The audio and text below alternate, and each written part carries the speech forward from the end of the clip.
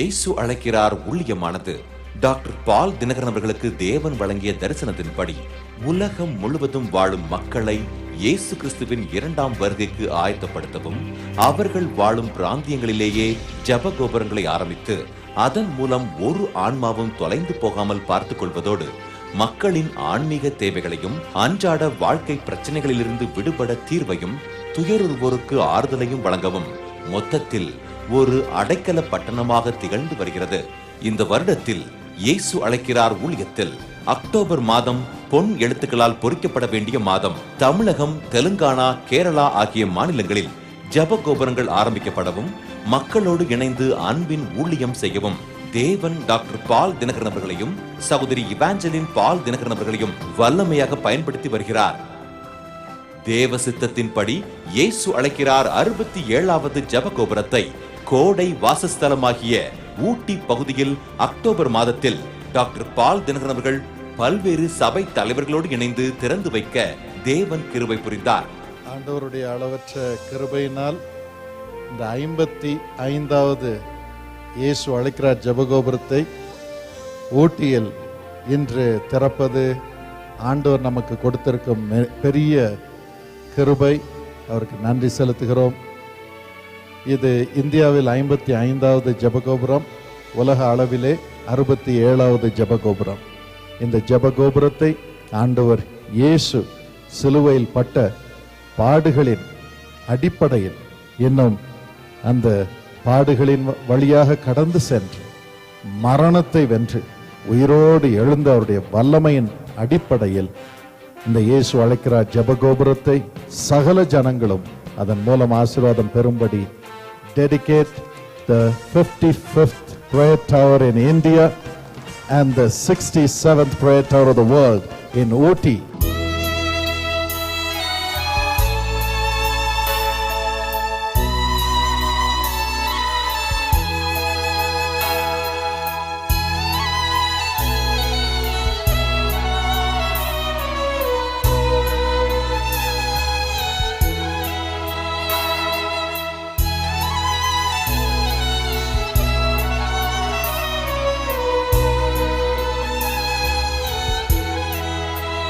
நான் பால் தினகரன் அவர்கள் உலக பிரசித்தி பெற்ற இந்த சுற்றுலா தலமாகிய இந்த ஊட்டி பட்டணத்தில் அவர்கள் இப்படி ஒரு ஜெப சந்தையோடு கூட இந்த ஜெப கோபுரத்தை அவர்கள் ஆரம்பித்ததனுடைய விளைவு இங்கே வரக்கூடிய கோடிக்கணக்கான மக்கள் சுற்றி பார்க்கிறதற்கு மட்டுமல்ல, இங்கே ஆண்டவராக இயேசு கிறிஸ்துவை மென்மேலும் அறிந்து கொள்ளவும் இந்த ஜெபகோபுரம் வருகிறது நிமித்தமாக எங்கள் பட்டணங்களிலே, கிராமங்களிலே காணப்படுகிற வறட்சி, பலவிதமான பிரச்சனைகள், பலவிதமான சவால்கள் இந்த ஜெபகோபுரத்தின் நிமித்தமாக மிகப்பெரிய மாற்றத்தையும் ஆசீர்வாதத்தையும் சந்திக்கும் என்று நாங்கள் கர்த்தருக்குள்ளே விசுவாசிக்கிறோம். உதகையில் குறிஞ்சி பூக்கு ஒரு முக்கியத்துவம் உண்டு. வருஷத்துக்கு 12 ஒரு டைம் தான் அது பூக்கும்.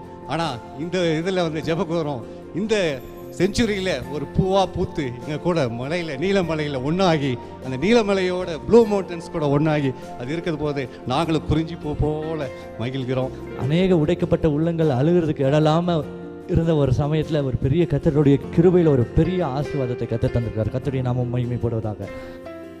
இந்த ஊட்டி ஜெபகோபுரத்திலே நாம் ஜெபிக்க ஜெபிக்க ஜெபிக்க ஜெபிக்க ஜெபிக்க இந்த வட்டாரம் முழுவதிலும் ஆண்டவருடைய வெளிச்சம் வருவதை நீங்கள் பார்க்க போகிறீர்கள். மூடின கம்பெனிகள் எல்லாம் திறக்கப்படுவதை நீங்கள் பார்ப்பீர்கள். அந்த கம்பெனி திறக்கிறதோ இல்லையோ, ஆண்டவர் நூறத்தனையான கம்பெனிகளை கொண்டு வருவார். பெரிய பெரிய கம்பெனி இல்லை, சின்ன சின்ன கம்பெனி, ஆனால் பெரிய ப்ராஃபிட் உள்ள கம்பெனிகளை ஆண்டவர் கொண்டு வர போகிறார். அதில் உங்கள் பிள்ளைகள் செழிப்போடு வாழ்ந்திருக்கும்படி செய்வார். உங்களையே, உங்க பிள்ளைங்களையே அந்த கம்பெனிகளை ஆரம்பிக்கும்படியாகவும் செய்யப்படும். இயேசு அழைக்கிறார் ஜெபகோபுரத்தின் மூலம் ஆசீர்வாதத்தை பெற்ற ஒருவர் கூறும்போது, என்னுடைய பெயர் வில்லியம், நான் ஊட்டியில் இருக்கிறேன். எனக்கு 1995 திருமணமானது.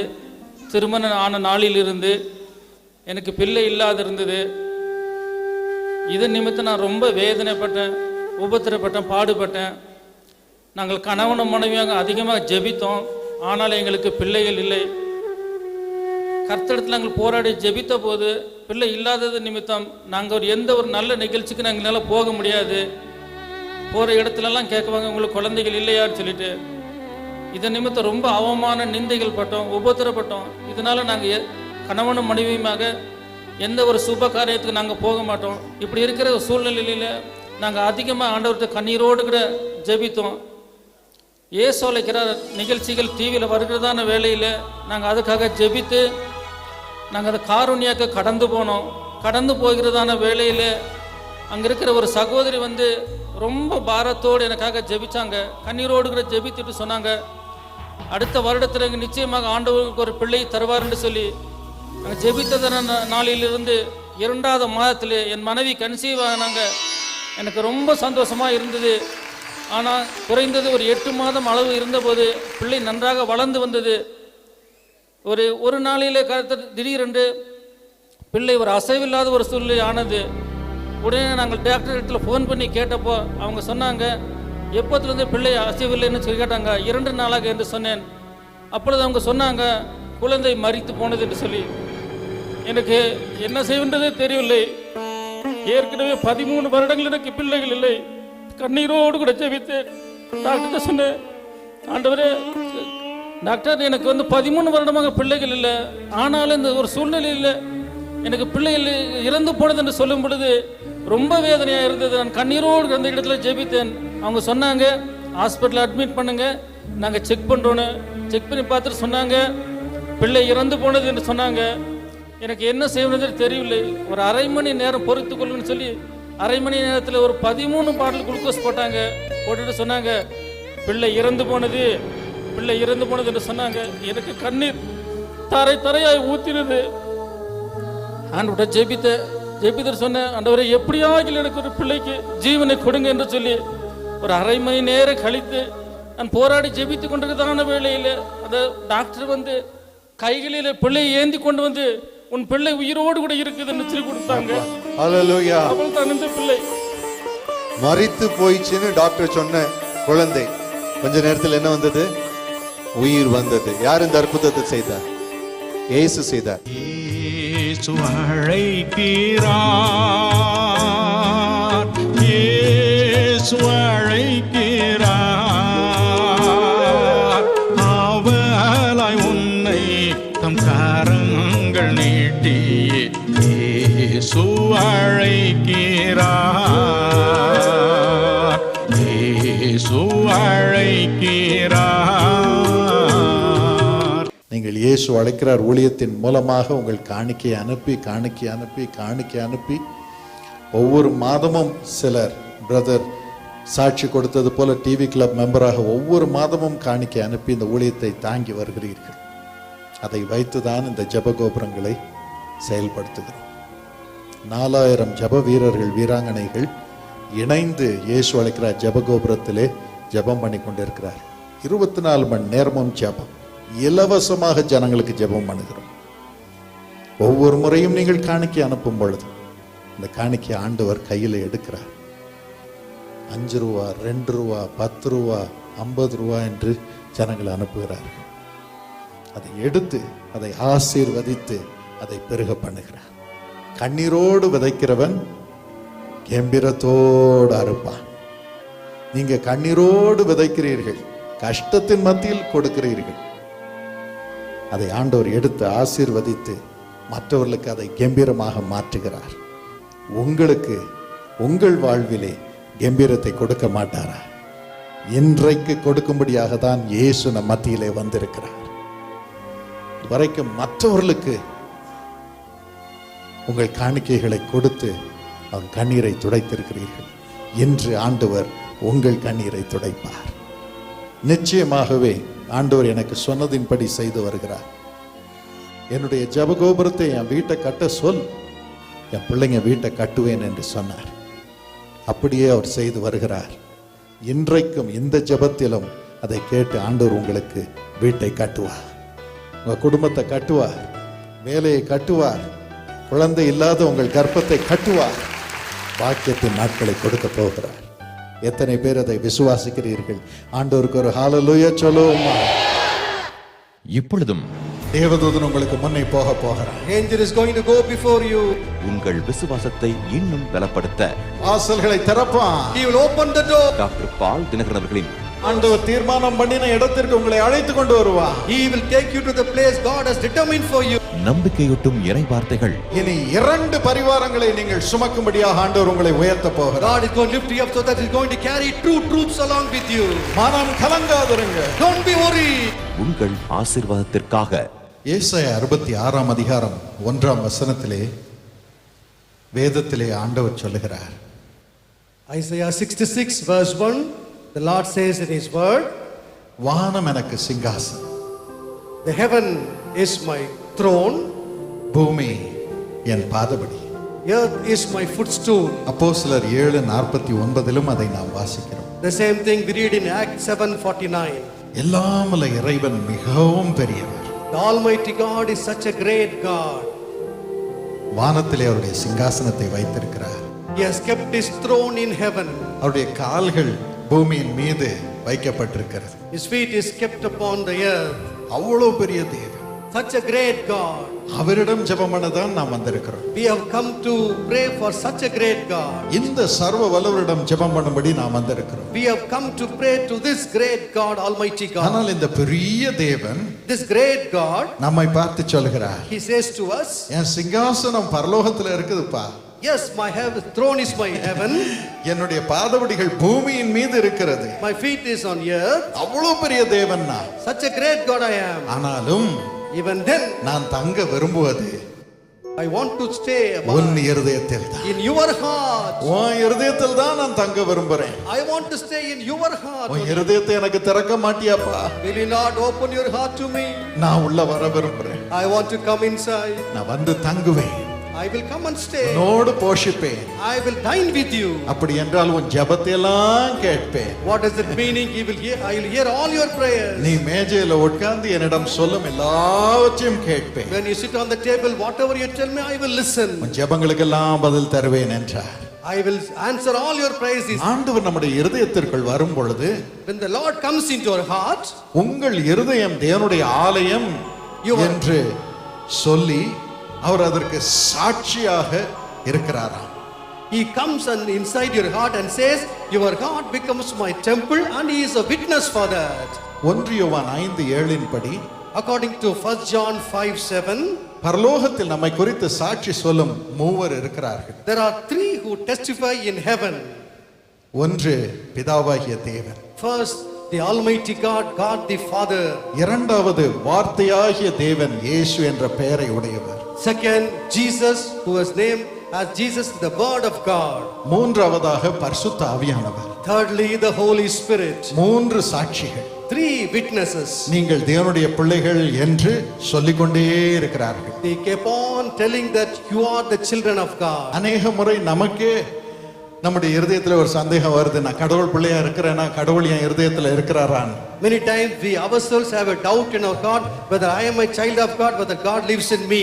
நம்ம இருதயம் நம்மை குறித்து சாட்சி சொன்னாலும் சரி, மற்றவர்கள் சாட்சி சொன்னாலும் சரி, சொல்லாமல் போனாலும் சரி, கடவுள் நம்மை குறித்து சாட்சி சொல்லிக் கொண்டிருக்கிறார். Whether our heart witnesses or our own conscious witnesses, God is kept on telling that He is our witness. பிதாவாகிய தேவன் சொல்லுகிறார், இயேசு சொல்லுகிறார், பரிசுத்த ஆவியானவர் சொல்லுகிறார் உங்க இருதயத்தை பார்த்து, இது என் பிள்ளையுடைய இருதயம், இந்த இருதயத்தில் நான் தங்கி இருக்கிறேன், இது என்னுடைய பிள்ளை என்று உங்களை குறித்து சொல்லுகிறார். God the Father says, God the Son says, the Holy Spirit specifies and says, this heart is my place, I am staying inside this, and he or she is my own child. He kept on testifying that. அப்படி சர்வ வல்லமுள்ள தேவன், பிதாவாகிய தேவன் உங்களை குறித்து சாட்சி சொல்லும் பொழுது அவர் என்ன உங்கள் வாழ்க்கையில் செய்கிறார், என்ன காரியங்கள் நிறைவேறுகிறது? When God the Father testifies in your heart that saying that you are the child, what happens in your own life?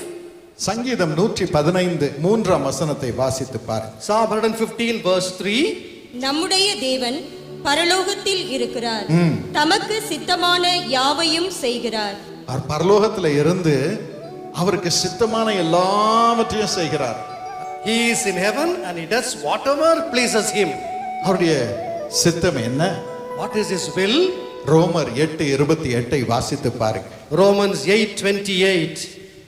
அன்றியும் அவருடைய தீர்மானத்தின்படி அழைக்கப்பட்டவர்களாய் அவரில் அன்பு கூறுகிறவர்களுக்கு சகலமும் நன்மைக்கு ஏதுவாக நடைபெறும் என்று அறிந்திருக்கிறோம். We know that whoever is called according to his will who love him, we know that all things work together for good to those who love him. ஆண்டவருடைய தீர்மானம் என்ன? What is the plan of God?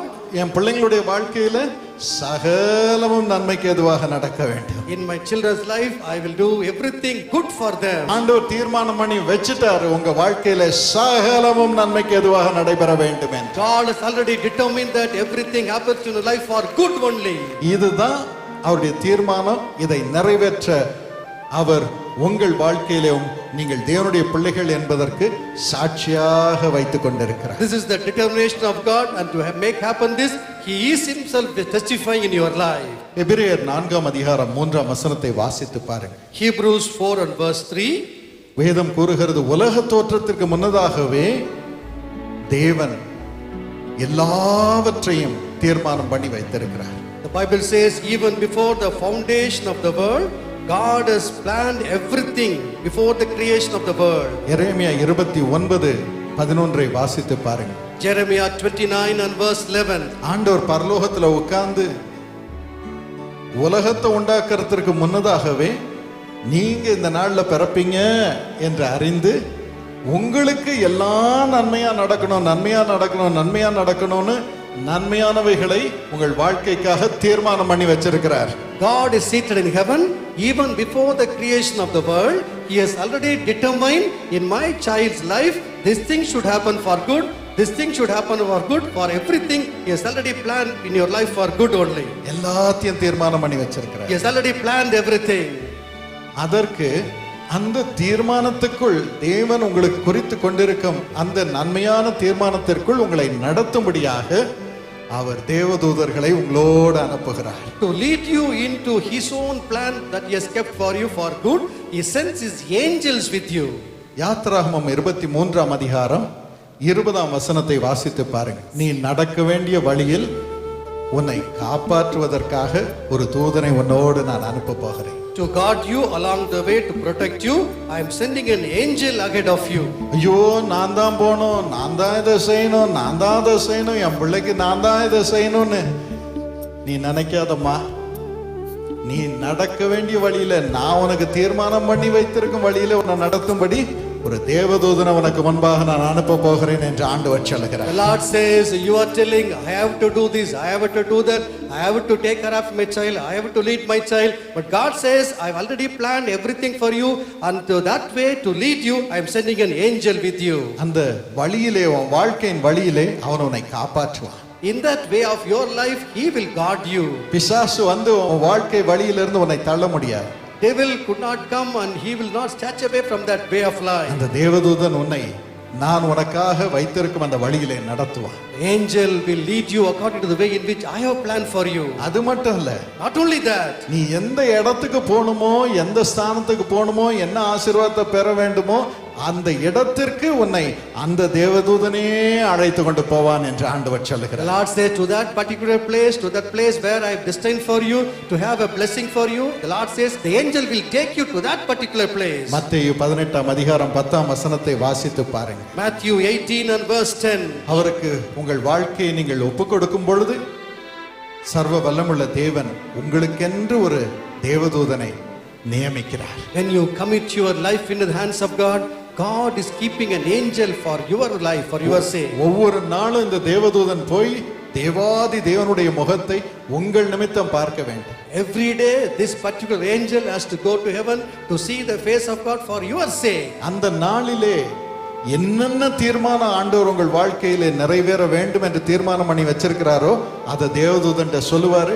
அந்த தேவதூதன் வந்து உங்களை அந்த பாதையிலே நடத்துவார். That particular day, whatever God has planned to happen in your life, the angel listens and the angel will come and then he will make it fulfill in your life. பிசாசு அந்த வழியிலிருந்து உங்களை தள்ளாதபடிக்கு உங்களை பாதுகாப்பார். Devil will not sketch away. The angel will protect you in your way. உங்களுக்கென்று ஆண்டவர் தீர்மானம் பண்ணின ஒரு தேவதூதன் உங்களுக்கு இருக்கிறார். There is a particular angel designed for you. இன்று முதல் அந்த தேவதூதனை நீங்கள் காண போகிறீர்கள். From today onwards you will see that angel. அந்த தேவதூதன் உங்களை நடத்தி கொண்டு போவதை பார்க்க You போகிறீர்கள். will see that angel leading you. Genesis 28 and verse 14 அதிலே நீங்கள் பார்க்கிறீர்கள். இந்த தேவதூதன் எப்படி யாக்கோபுக்கு காட்சி அளித்தான் பாருங்க. This particular angel, how he appeared to Jacob. யாக்கோபு ஒன்றும் அறியாதவனாக வீட்டை விட்டு தன் உயிருக்காக பயந்து ஓடிக்கொண்டிருக்கிறார். Jacob was not knowing anything in his life to do, so with great fear for his life he was running from home. ஆனால் அன்று இரவு வனாந்திரத்திலே அவனுக்கு ஒரு சொப்பனம். But at night in that wilderness he had a dream.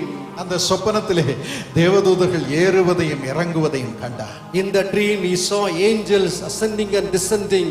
அப்பொழுது தேவாதி தேவன் அவனுக்கென்று தீர்மானம் பண்ணி வைத்திருந்த அவருடைய எதிர்காலத்தை அவனோடு பேசினார். At that time the Lord God spoke to him, revealing the future that he has already planned for Jacob. அவனை அந்த ஆண்டவருடைய தீர்மானத்திற்கு அழைத்து கொண்டு போகக்கூடிய தேவதூதர்களையும் அவனுக்கு காண்பித்தார். He showed those angels who are going to take him to that particular place. அப்படியே யாக்கோபு வெறும் கையனாய் போனான். ஆனால் திரும்பி வரும்பொழுதோ தேவதூதர்கள் அவனை அழைத்து கொண்டு வரும்பொழுதோ அவன் 2 பரிவாரங்களை சுமந்து கொண்டு வந்தான். Jacob went empty handed, but when he was returning along with the angels sent by God, he had 2 troops along with him. இன்று காலை Even this morning, வெறும் கையா வந்திருக்கிறேன். you come empty handed. எதிர்காலம் என்னவென்று எனக்கு தெரியவில்லை. I don't know what is going to be my future. என்று நீங்கள் கலங்கி கொண்டிருக்க You would have come with trembling. ஆண்டவர் தமது தேவதூதர்களை உங்களுக்கு முன்னே இனி அனுப்ப போகிறார். Lord is going to send his angels before you. இன்று ஜெபம் பண்ண வந்திருக்கும் உங்கள் ஒவ்வொருவருக்கும் ஒரு தேவதூதனை ஆண்டவர் வைத்திருக்கிறார். Every one of you have come to pray this morning. God has kept an angel for you. அந்த தேவதூதன் உங்களுக்கு முன்னே போகிறார். Angel is going to go before you. வாசல்களை திறப்பான். He will open the door. ஆண்டவர் தீர்மானம் பண்ணின இடத்திற்கு உங்களை அழைத்து கொண்டு வருவார். He will take you to the place God has determined for you. இனி 2 பரிவாரங்களை நீங்கள் சுமக்கும்படியாக ஆண்டவர் உங்களை உயர்த்த போகிறார். God is going to lift you up so that he is going to carry 2 troops along with you. மனம் கலங்காதிருங்க. Don't be worried. என் அன்பு சகோதர சகோதரிகளே, தைரியமாயிருங்கள். எப்பொழுதும் கர்த்தருடைய விடுதலை தரும் வல்லமை உங்கள் மீது இறங்குகிறது. ஆண்டவரை நோக்கி பார்ப்போம். பாருங்கள், ஏசப்பா, எத்தனையோ திட்டங்களை ஆண்டவர் எனக்கு கொடுத்தாரே. தீர்க்க தரிசனம் மூலம் நான் அறிந்து கொண்டேனே. என் உள்ளத்தில் எவ்வளோ வாஞ்சைகள், திட்டங்கள், தீர்மானங்கள் நான் செய்திருந்தேனே, ஒன்றும் நிறைவேறலையே என்று தவிக்கும் அது பிள்ளைகளை கண்ணோக்கிப்பார். ஒவ்வொன்றிற்கும் ஒரு வேலையை நீர் வைத்திருக்கிறீரப்பா. இந்த வேளையிலே அவர்களை அழைத்த அழைப்பை நிறைவேற்றும்படியாக உமது கரத்தை அவர்கள் மீது இப்பொழுது வையும் சுவாமி, வையும் அப்பா. என்னென்ன படிக்க வேண்டுமோ அந்த உமது தீர்மானத்தை அவள் வாழ்விலே நிறைவேற்றி, என்ன படிக்க வேண்டுமோ அதற்கான அட்மிஷன் கிடைக்கட்டும், அதற்கான வாசல் திறக்கட்டும், அதற்கான சலுகைகள் கிடைக்கட்டும். ஏசப்பா, வீசா கிடைக்கட்டும், சமாதானம் உண்டாகட்டும். அந்த ஆசீர்வாதத்தை அந்த பிள்ளைகள் மீது வைக்கிறேன். திறந்த வாசலை அவர்களுக்கு இயேசுவின் நாமத்தில் கொடுக்கிறேன். அவர் நினைத்திராத வாசல்கள் அவர்களுக்கு திறக்கட்டும். அற்புதமாக அது இருக்கட்டும். அதே போல ராஜா, வேலையிலும் சுவாமி, நீர் கொடுத்த வேலை, அதை என்ஜாய் பண்ண முடியவில்லையே. ஒரே போராட்டமாக இருக்கிறதே, ஒரே பொறாமையா இருக்கிறதே என்று தவிக்கும் அந்த பிள்ளைகளை கண்ணோக்கி பார். எனக்கு ஒன்றும் புரியலையே, நான் என்ன வேலை செய்கிறது என்று எனக்கு தெரியலையே என்று கண்ணீர் விடும் அந்த பிள்ளைகளுடைய கண்ணீரை பாரு ராஜா, பார். ஐயோ, குடும்ப வாழ்க்கையில ஈடுபட்டு விட்டேன், எப்படி என் குடும்பத்தினரை பிரியப்படுத்துவது என்று தெரியவில்லையே, சமைக்க கூட எனக்கு தெரியலையே என்று சிலர் அழுவதை பார்க்கிறீர். அப்பா, நான் என்ன செய்வேன் என்று தவிப்பதை பார்க்கிறேன். அவர்களுக்கெல்லாம் கற்றுத்தார சாமி. அவர்களுக்கு நவமான இருதயத்தை தார், உமது ஆவியை தார். என்ன செய்ய வேண்டுமோ அதை செய்ய அவர்களுக்கு ஞானத்தையும் ஆற்றலையும் பலத்தையும் பண வசதியும் எல்லார் கண்களில் தயவையும் இன்று தாரும் ஏசப்பா, என்று தாரும். வேலை ஸ்தலத்திலே அவர்கள் உயர்ந்திருக்கும்படி அவர்களுக்கு மகிமையான கிருபைகளை, இரக்கத்தை, அனுகூலத்தை தாரும் சுவாமி, தாரும் அப்பா, தாரும். மது பரிசுத்த பிரசன்னம் அவர்களை நிரப்பட்டும். அவர்களுக்கு விரோதமாய் கிரியை செய்து மது நாமத்தை அவர்கள் ஏற்றுக்கொண்டபடி நிமித்தம் அவர்களுக்கு விரோதமாய் கிரியை செய்யும் பிசாசின் ஆவிகளை இயேசுவின் நாமத்தில் பிடுங்கி நரகத்திற்கு எறிகிறேன். பொல்லாத பிசாசு, இனி அவர்களை தொடாதே, நீ அவர்களை தொடாதே. இயேசுவின் நாமத்தில் உன்னை நரகத்திற்கு எறிகிறேன். ஏசப்பா, என்னை திறந்த வாசல் இருக்கட்டும், சமாதானமான எதிர்காலத்தை தார். வேலையிலே சம்பாதிக்கும் ஒவ்வொரு பைசாவும் 100 மடங்கு உழைக்கட்டும், 100 மடங்கு உழைக்கட்டும். ஒரு வீண் செலவே இல்லாமல் காப்பாற்றும். சமாதானத்தோடு அதை அனுபவிக்க அருள் புரியும். வீட்டை கட்டித்தார், பணத்தை கொடுத்து அவர்களை வாழ வையும். அப்பா, பிள்ளைகள் நல்ல அட்மிஷன் பெற்று சமாதானத்தோடு வாழும்படி செய்யும். அப்பா, சமாதானத்தோடு படிக்க கிருபை செய்யும். வாழ்ந்திருக்க அருள் புரியும். ஏசப்பா, ஆஸ்துமா நோயினால் தவிக்கும் சில பிள்ளைகளை பார்க்கிறேன். அவர்களை நீ தொடுவதற்காக நன்றி. உமது ஜீவன் அவர்களுக்குள் இறங்குவதற்காக ஸ்தோத்திரம். உமது வெளிச்சம் பிரகாசிக்கட்டும். அவள் குணமே என்று முதல் மாறிவிடட்டும். சமாதானத்தோடு செழிப்போடு இருக்கட்டும். இயேசுவின் நாமத்தில் பிதாவே, ஆமென்.